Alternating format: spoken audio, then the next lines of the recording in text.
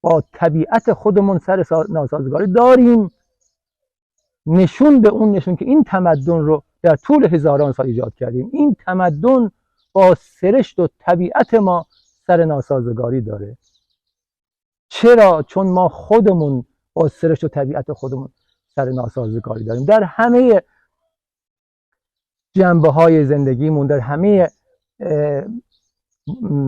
جنبه‌های وجودمون، غرایزمون، مخصوصا در خصوص غرایز جنسی که حالا بحثش مفصله و در ویدیوهای آتی حتما در موردش صحبت خواهم کرد.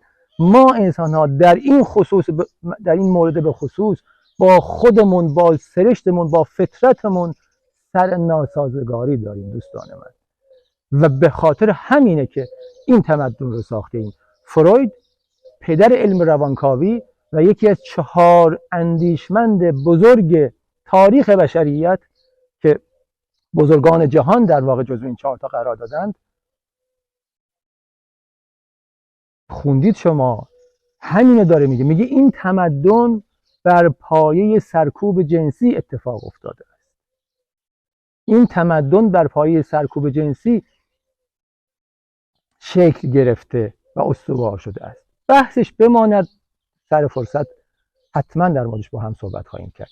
اینو گفتم فقط به خاطر اینکه ما تمدنی رو به وجود آوردیم، از جمله یکی از اجزای مهم و شوم اون که پوله، با سرشت و طبیعت ما سر ناسازگاری داره. ما رو به اعمال و رفتار و کارهایی وامی داره که دوست نداریم، با روح و روان ما سازگار نیست، ولی فقط به خاطر غم نان که پولی به دست بیاوریم و به غفلت نخوریم، به قول سعدی مجبوریم به کارهایی بپردازیم که روح و روان ما رو آزار میده و سرشت و طبیعت ما رو زیر سوال قرار میده و نابود میکنه.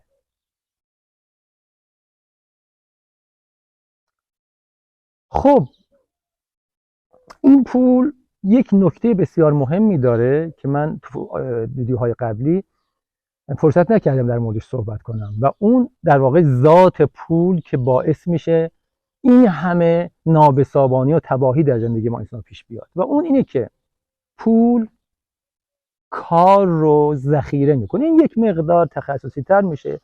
کسانی که اقتصاددان هستن و رشتهشون اقتصاد هست، اونها مطمئنا شاید بیشتر توجهشون جلب کنه. فلسفه در واقع پول کار رو ذخیره میکنه. کار توسط پول ذخیره میشه. یعنی ما انسان کار میکنیم، نتیجه اون کار ما توسط پول ذخیره میشه برای خودمون. من 8 ساعت کار میکنم، یا کمتر یا بیشتر، کمتر که نه مطمئنا بیشتر، و نتیجه اون پولی میشه که به دست میارم. کار انجام دادم و کار به عنوان یک ارزش افزوده ذخیره شده به عنوان پول، و من این پول رو نگه میدارم و در جای دیگه که لازم بدونم اون رو استفاده میکنم و خرجش میکنم. این ذخیره شدن کار به عنوان پوله که برای انسان ها مشکل زاست. چرا؟ به خاطر اینکه نفس کار برای دیگرانه. نفس کار برای خود نیست. نفس کار برای خدمت به دیگران، خدمت به هم نوع، خدمت به دیگریه. مثلا عرض میکنم، مثال میزنم، بنده میرم توی شرکت تولیدی به عنوان کارگر کار میکنم، اونجا یک چیزی تولید میکنم.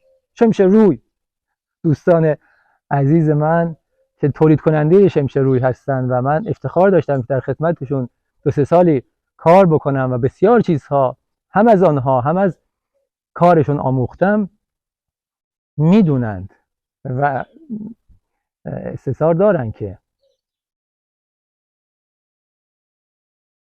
کار انجام میگیره و اون شمش روی یا هر کالای مورد نیاز انسان ها تولید میشه.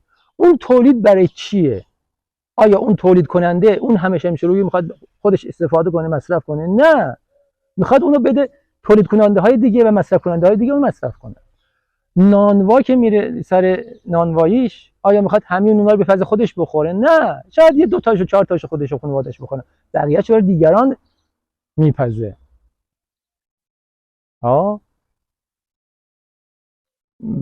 چه میدونم شرکت نفت، گاز، پتروشیمی، شغل‌های دیگه، ادارات دولتی، بخش خصوصی، بخش خدمات، کشاورزی، صنعت، همه اینها این کارها انجام میگیره. برای چی؟ برای کشاورز اون همه گندم رو میخواد به کار برای خودش؟ نه، میخواد بده دیگران بخورند.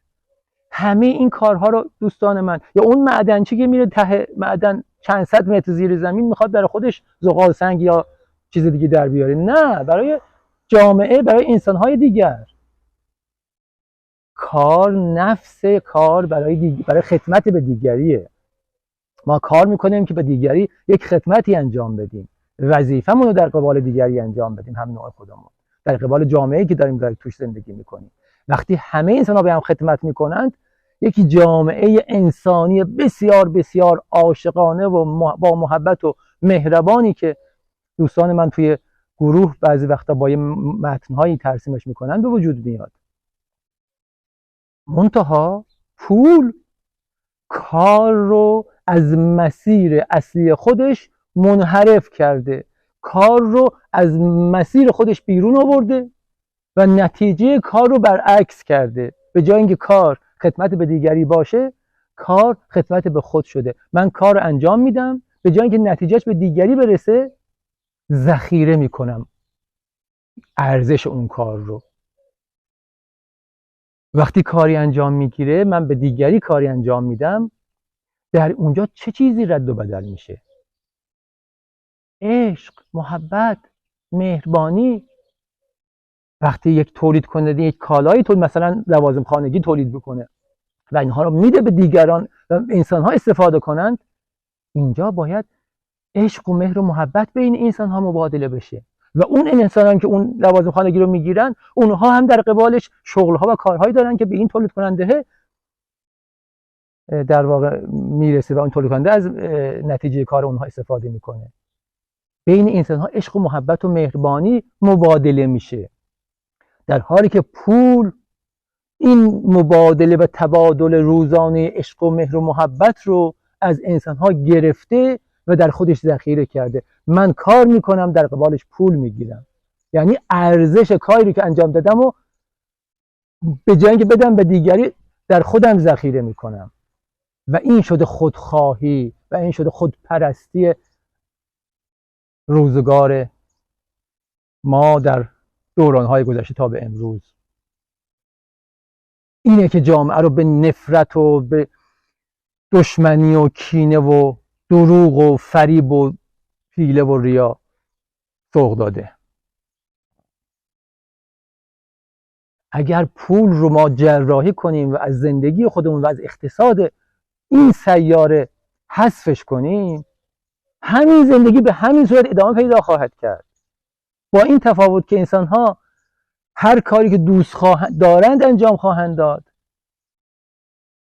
به هر شغلی که علاقه دارند و از اون لذت میبرند و روح و روانشون رو تلطیف میکنه و سالم میکنه خواهند پرداخت و بین انسان‌ها به جای پول عشق و مهر و محبت مبادله خواهد شد و این عشق و مهر و محبت همه انسان‌های این روی این سیاره رو به هم متصل خواهد کرد و مثل ملات محکمی که آجرهای و خشتهای یک دیوار رو به هم متصل میکنه و سفت و سخت نگه میداره، انسانها رو به هم متصل خواهد کرد و یک جامعه جهانی بسیار منسجم و یک دست و یک رنگ روی این سیاره ایجاد خواهد. یک دست و یک رنگ یعنی از لحاظ همدلی، نه از لحاظ فکر و ذهنی. هر کسی فکر و ذهن و سلیقه خودش رو خواهد داشت.